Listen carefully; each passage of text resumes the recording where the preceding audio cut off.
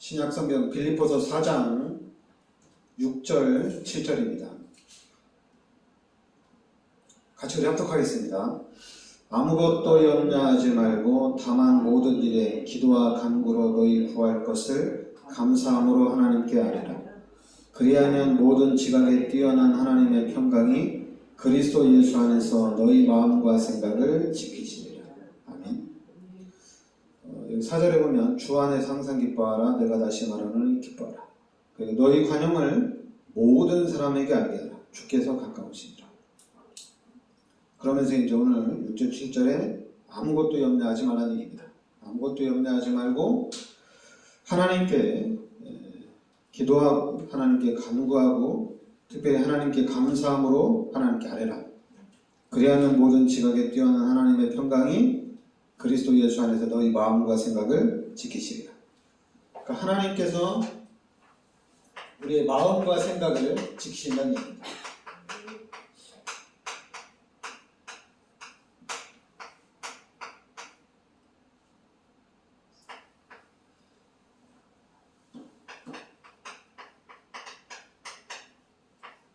우리가 하나님 앞에 구할 때 하나님께서 오늘 말씀대로 하나님께서 너희 마음과 생각을 지켜준다. 그러니까 우리가 기도하는 가운데 하나님이 우리의 마음과 생각을 지켜준다. 이렇게 얘기합니다. 그러면서 여러분 요 사무엘상 1장 9절부터 11절에 요 한나의 기도가 나옵니다. 요 한나가 자녀가 없어서 하나님 앞에 간절히 기도합니다. 진짜 하나님 앞에 간절히 기도하죠. 근데 한나가 이렇게 하나님 앞에 간절히 자녀를 위해서 기도하다가 하나님이 요 나실이라는 이 언약 속으로 하나님이 인도합니다. 그래서 처음에는 자기가 응답받기 위해서 자기 문제를 해결하기 위해서 기도했는데 이제는 이 시대를 보면서 하나님 이 시대가 부패하고 타락했는데 이 시대를 살릴 수 있는 나실인이 필요합니다. 그래서 한나가 이제는 기도 제목이 바뀌었죠.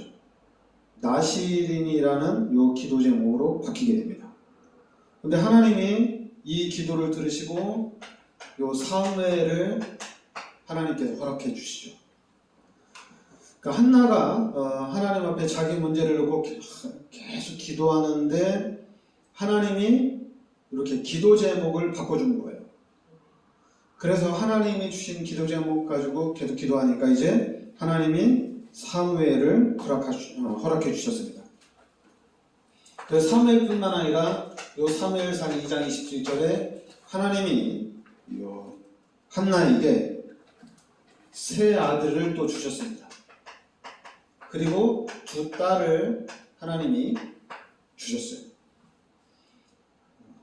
그러니까 우리가 이제 하나님 앞에 한나처럼 간절히 구하다가 이렇게 세 아들 두 딸로 이렇게 바로 넘어갈 수도 있어요. 근데 하나님은 한나에게 요 나신이라는 하나님의 이 계획을 붙잡게 하고 그래서 이 나신이라는 이 언약부터 붙잡고 이 하나님의 계획에 대한 응답을 받게 되죠.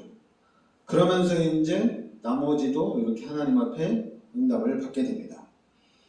그러니까 우리가 기도하면은 이렇게 즉시 응답하는 경우도 있고 또 이렇게 기도 제목을 바꾸는 경우도 있어요. 그래서 오늘 말씀에 하나님이 우리의 마음과 생각을 지켜주신다. 그러니까 우리가 하나님 앞에 기도하는데 하나님이 우리의 마음과 생각을 지켜주신다.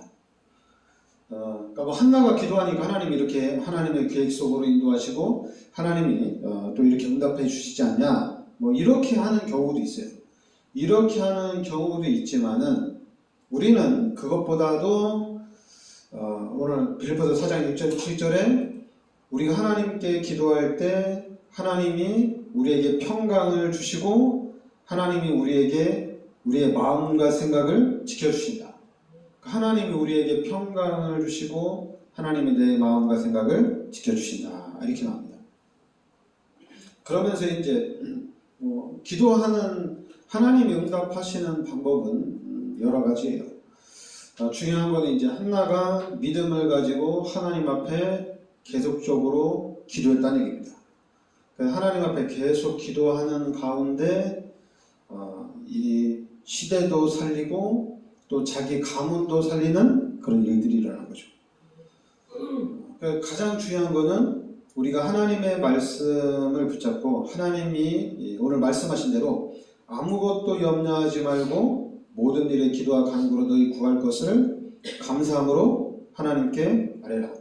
그러니까 아무것도 염려하지 말고 뭐냐면은 오직 기도하시라는 얘기입니다. 계속 기도하라는 얘기예요. 그래서 데살로니가전서 5장 17절에는 쉬지 말고 기도하라 이렇게 말씀하셨습니다. 에베소서 6장 18절에는 항상 무시로 기도해라. 그러니까 중요한 거는 예수 믿는 사람들이 항상 기도하는 삶을 살아야 된다는 얘기입니다. 기도 제목이 중요하다. 기도 제목이 우리가 기도할 때 하나님의 계획을 붙잡고 하나님의 뜻을 붙잡고 우리가 기도할 수도 있어요. 그리고 또 중요한 건 우리가 사람이잖아요, 얘기죠. 사람이다 보니까 당장 나에게 오는 문제부터 또 기도할 수도 있거든요. 아니 내가 살아야지 하나님 앞에 헌신하고 내가 좀 힘을 얻어야지 우리가 하나님의 뜻을 위해서 살 수 있는 게 아니냐. 당연히 그럴 수 있죠. 근데 중요한 거는 우리가 기도를 먼저 해야 된다는 얘기입니다. 기도. 예수 믿는 사람들은 하나님 앞에 기도해야 된다는 얘기예요. 그래서 요한복음 14장 14절에 아무것도 염려하지 말고 모든 일에 기도와 간구로 하나님께 아뢰라는 얘기입니다. 그러니까 내 이름으로 무엇이든지 내게 구하라는 얘기예요. 그리하면 내가 시행하리라. 그리고 마태복음 7장 7절부터 8절에도 구하라 주실 것이요 찾으라 찾을 것이요 두드리라 그리하면 너희에게 이를 것이다. 그러니까 아무것도 염려하지 말고 우리가 하나님께 무엇이든지 기도하라는 얘기입니다. 그럼 무엇이든지 기도하면은 이렇게 한나처럼 기도 제목을 바꿔줄 수도 있고 아니면은 즉시 하나님이 응답을 줄 수도 있고 그리고 또 이제 오늘 빌립보서 4장 6절 7절 말씀처럼 하나님이 평안을 주실 수도 있고 내 마음과 생각을 지켜주실 수 있다는 얘기입니다. 그러니까 중요한 거는 우리가 하나님께 기도한다는 얘기입니다. 그래서 우리 기독교인들한테 중요한 게 예수 믿는 사람들한테 중요한 것 중에 하나가 뭐냐면은 기도하라는 얘기예요. 초신자든 아니면 중직자든 누구든지 우리 기독교인이라면은 기도하는 삶을 살아야 된다는 얘기입니다. 그래서 기도하는 가운데 하나님이 이렇게 은혜를 주시고 하나님이 이렇게 또 축복하시는구나. 그래서 이제는 내가 기도하는 그런 삶을 살아야 되겠다. 어느 상황에 있든지 어디에 있든지 항상 기도부터 하는 그런 삶 여기 되어 있는 얘기죠. 그래서 우리의 삶이 할 수만 있으면은 성령 충만한 삶이 되는 거죠. 왜냐하면 항상 눈 뜨자마자 기도하고 또 자기 전에도 기도하고 또 틈나는 대로 우리가 기도하고 또 이제 우리가 일하면서도 또 기도할 수 있는 여유가 생기면은 또 일하면서도 기도하고 그러니까 늘 기도하다 보니까 당연히 성령으로 충만해지시고 하나님의 은혜로 우리가 충만해지거든요. 그럼 우리가 성령 충만하고 하나님의 은혜로 충만하면은 당연히 하나님이 원하시는 게 무엇인가 이런 부분도 알게 된다는 얘기입니다. 우리가 이제 지난주에 빌립보서 1장 9절 10절에 보면은 그 10절에 보면 너희로 지극히 선한 것을 분별하며 또 진실하여 허물 없이 그리스도의 날까지 이루고 한마디로 우리가 늘 성령 충만하고 하나님의 은혜로 충만하면 지극히 선한 것이 무엇인지 분별해 나갈 수가 있다는 얘기입니다. 지극히 선한 것을 분별할 수가 있어요. 그런데 이제 우리가 이제 가끔가다 어떤 참 이런 어려움을 당했을 때 기도했는데 뭐 하나님이 이렇게 응답을 해주신다 이런 많은 우리 기독교인들이 얘기를 하잖아요. 근데 저는 그런 걸 들을 때마다 위기를 모면하고 위기를 해결하는 것도 기도 응답이지만은 저는 그거는 좀 어린아이 신앙이라고 봐요. 왜냐하면 뭐 예수님도 십자가에 달려 돌아가시기 전에 겟세마네 동산에서 땀방울이 핏방울이 되도록 기도했거든요. 왜냐하면 본인이 직접 십자가에 달려 돌아가셔야 되니까 이게 고통이 얼마나 큰가 이게 대단하다는 것을 알고 할 수만 있으면은 비켜갈 수 있게 해달라고 하나님 앞에 간절히 기도하고 땀방울이 핏방울이 되도록 그렇게 기도하셨는데 그래 마지막에는 뭐 할 수 있거든 뭐 하나님의 뜻대로 되옵소서 이렇게 하셨는데 우리도 좀 왜냐하면은 우리가 그런 게 있잖아요. 내가 좀 예수 믿는 사람으로서 이 기도를 하는데 내가 좀 편하게 하기 위해서 내가 좀 다른 사람들이 보기에 좀 이렇게 잘 했다는 것을 보여주기 위한 그런 기도는 좀 그런 것 같아요. 그런 부분에 대해서는 그것보다는 처음에는 당연히 어린아이 신앙은 아무거나 다 기도하죠. 그래서 아무거나 다 기도해서 뭐 응답되면은 이것도 응답 저것도 응답 그리고 이제 불신자들이 말도 너네는 뭐 경제 축복 받는데 뭐 기도해서 응답 받냐? 그런데 불신자들은 기도 안 하고도 자기 실력으로 경제를 엄청나게 부를 축적하자는 얘기죠. 그런 사람들이 기독교인들을 볼 때 쟤네들은 참 희한하다. 나는 내 실력으로 내가 이렇게 부를 쌓는데 기독교인들은 꼭 하나님 앞에 기도해서 부를 쌓으려고 하는데 참 바보 같지 않냐. 좀 너무 힘이 없지 않냐. 이럴 수가 있잖아요. 지금 현재 기독교인들이 응답받는다고 간증하고 다니는데 근데 불신자들은 교회도 안 다니고 예수도 안 믿는데 그런 많은 응답들을 받고 있잖아요. 그러면 우리 기독교인들이 기도해서 응답받는데 불신자들은 기도하지도 않고 응답받고 그럼 우리 이제 기독교인들이 좀 눈이 열려지면은 꼭 기도해야 돼. 뭐 내가 열심히 하면 되지. 이렇게 생각이 바뀐다는 얘기죠. 그리고 꼭 뭐 기도해야지 응답받는 건 아니지 않냐. 뭐 불신자들을 보고 세상을 봐라. 지금 세상을 이끌어가는 사람들이 불신자들 아니냐. 그리고 지금 세상을 이끌어가는 사람들이 기독교인이 아니지 않냐. 우리가 이제 전체적으로 봤을 때는 하나님이 이끌어가는 거지만 우리가 육신의 눈으로 볼 때는 기독교인들이 이끌어가는 것이 아니라 불신자들이나 타 종교가 이끌고 가는 그런 현장이잖아요. 그리고 한국에서도 종교적으로 뭐 기독교인을 통해서 엄청난 많은 응답을 받았지만은 또 한국의 어떤 종교는 거의 한 50년인가 한 60년 정도 기도했는데 그 종교가 전 세계 엄청난 그런 영향력을 입히는 그런 증거들이 있거든요. 제가 그래서 그런 종교단체를 보면서 그럼 우리 기독교인들이 하나님 앞에 기도한다면은 이건 대단하겠다. 이건 엄청나겠다. 근데 지금 우리 기독교인들 보면은 목사님들도 그래요.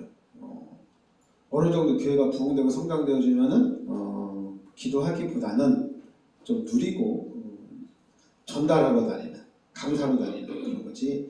그래서 이제 좀 어려운 좀 부흥이 안 되는 교회들은 무릎을 더 꿇어라. 네가 하나님 앞에 무릎을 더 꿇고 기도를 더 많이 해라. 이거 좀 뭐가 안 맞잖아요, 그죠? 막 기도해서 응답받고 축복받고 기도해서 막 교회가 부흥되어지면은 기도를 더 하면 되잖아요, 그죠? 기도를 더 해서 우리가 더 그 하나님의 축복 속으로 들어가면 되잖아요. 그러면은 다른 사람들이 볼 때 저 교회는 진짜 기도하는 교회구나. 그러니까 우리도 진짜 기도하자.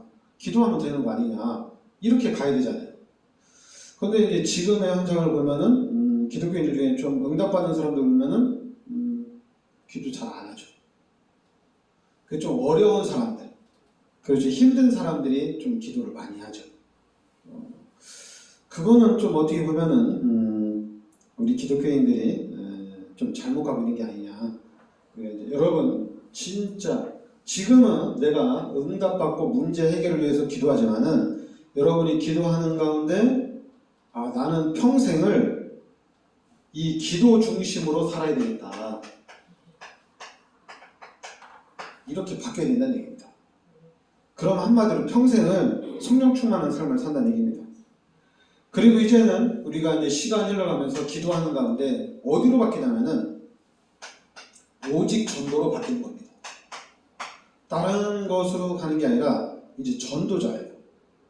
왜냐면 내가 지금 나는 구원받았잖아요. 나는 구원받았잖아요. 근데 이 구원받은 것은 변하는 게 아니잖아요. 내가 구원받았는데 내가 또 뭐 불신자가 되거나 내가 또 나는 이제 천국 시민권자인데 내가 지옥 가거나 바뀌는 게 아니잖아요. 그죠? 근데 나는 구원받았으니까 구원받은 자로서 해야 할 일은 다른 거 아니라는 얘기입니다. 다른 사람에게 증인으로 서는 겁니다. 야, 예수 믿고 나는 구원받았다. 당신도 예수 믿고 구원받으라. 이 땅에 수많은 종교가 있지만은 기독교가 참 진리가 맞다. 예수를 믿어야겠다. 이렇게 얘기를 하는 거예요. 그러면서 사람들이 뭘 따지냐면은 육신의 증거를 자꾸만 따져요. 네가 예수 믿고 응답받은 게 뭐냐? 네가 예수 믿고 증거가 뭐냐? 이런 걸 자꾸만 얘기하거든요. 그러니까 자꾸만 우리 기독교인들이 한다는 얘기가 하나님 내가 응답을 받아야지 내가 증인으로 설 게 아닙니까? 하나님 나에게 증거가 있어야지 다른 사람의 증인을 서야 될 거 아닙니까? 다 이렇게 얘기하잖아요. 그거는 이제 종교예요. 그게 종교예요. 여러분 우리는 구원받은 하나님의 자녀입니다. 구원받은 하나님의 자녀이기 때문에 이 한 가지 사실만으로도 우리는 다른 사람들에게 말할 수 있어요. 왜냐하면 우리에게 가장 중요한 게 구원이잖아요. 불신자들이 뭐라고 해도 구원받으면 뭐가 좋은데 어떻게 설명을 못하더라도 우리한테는 구원이 최고 좋은 거잖아요. 그죠? 구원보다 좋은 게 없잖아요. 근데 우리 기독교인들이 진짜 그러냔 말이에요. 구원이 가장 좋냐 이거예요. 아니잖아요. 그죠? 이제 우리가 여러분과 제가 가장 좋은 거는 구원입니다. 이 구원이 최고의 축복이에요. 이 구원 받아놓고 이 땅에 살면서 힘들고 어렵고 망해도 우리는 괜찮아요. 구원받았으니까. 자꾸만 또 이제 목사님들 메시지 할 때 하나님이 축복하실 것이다. 이걸 되게 또 많이 강조를 해요. 네가 망해도 절대 주권이 하나님께 있기 때문에 하나님이 축복하는 거 아니냐. 아무것도 문제가 아니다. 하나님 축복하실 테니까 기다려라. 근데 저는 그거는 사탕발림이에요. 그거는 목사들이 설교를 하면서 이건 사기치는 게 아니라 성도들한테 희망 고문이라는 얘기입니다. 그것보다도 구원 받았잖아요. 구원 받았으면은 이 구원이 우리한테는 최고 축복입니다. 이 이상 큰 축복은 없습니다. 이걸 우리는 알아야 돼요. 더 우리가 무엇을 바라거나 하나님 내가 전도를 위해서 내가 하나님 앞에 영광을 위해서 하나님 앞에 쓰려고 합니다. 하나님 나에게 경제를 주세요. 기도해도 돼요. 그렇게 기도 많이 해도 돼요. 그러나 우리한테는 구원받은 것 이상으로 좋은 건 없어요. 구원이 가장 중요한 겁니다. 그래서 우리는 내가 구원받았기 때문에 기쁨으로 다른 사람에게 가서 예수 믿으세요. 예수 믿으면 구원받습니다. 그리고 예수 믿으면 구원뿐만 아니라 당신의 문제도 해결됩니다. 질병이 있습니까? 예수 믿으면 치료됩니다. 얘기를 하는 거예요. 그러다가 또 어떤 사람은 그럴 거거든요. 나 예수 믿는다고 해서 예수 믿으면 질병 치유된다고 해서 교회 열심히 다니는데 치유가 안 되는데요. 그런 얘기 듣는다고 해서 우리는 흔들리지 않아요. 왜냐하면 구원받았으니까 안 흔들려요. 왜냐하면 구원이라는 최고의 축복을 받았기 때문에 예수 믿으면 뭐 경제 축복 받는다고 누가 얘기해서 나 교회 갔는데 나 쫄딱 망했다. 심지어 어떤 사람은 그럴 수 있대. 나 교회 가서 사기꾼한테 뭐 장로한테 당했다. 이럴 수도 있어요. 그래도 우리는 흔들리지 않아요. 그래도 우리는 그 사람에게 예수 믿어라. 예수 믿어야지 구원받는다. 다른 길은 없다. 왜냐하면 그 정도로 우리한테는 이 구원의 확신으로 차고 넘쳐야 됩니다. 구원의 기쁨으로 차고 넘쳐야 돼요. 그 이상 우리한테는 좋은 게 없어요. 진짜 우리는 예수 믿고 구원받은 겁니다. 이것 이상 좋은 게 없어요. 가장 좋은 거예요. 그리고 이제 우리는 이 예수를 믿는 믿음으로 사는 거예요. 예수를 믿는 믿음으로 사는 거예요. 그래서 이제는 하나님이 원하는 것을 위해서 한나처럼 하나님이 기뻐하는 일을 놓고 하나님의 계획을 놓고 계속 기도하는 겁니다. 간절히 기도하는 거예요. 하나님의 계획을 놓고. 그러면 어느 날 우리한테 진짜 놀라운 이런 세계의 복음화가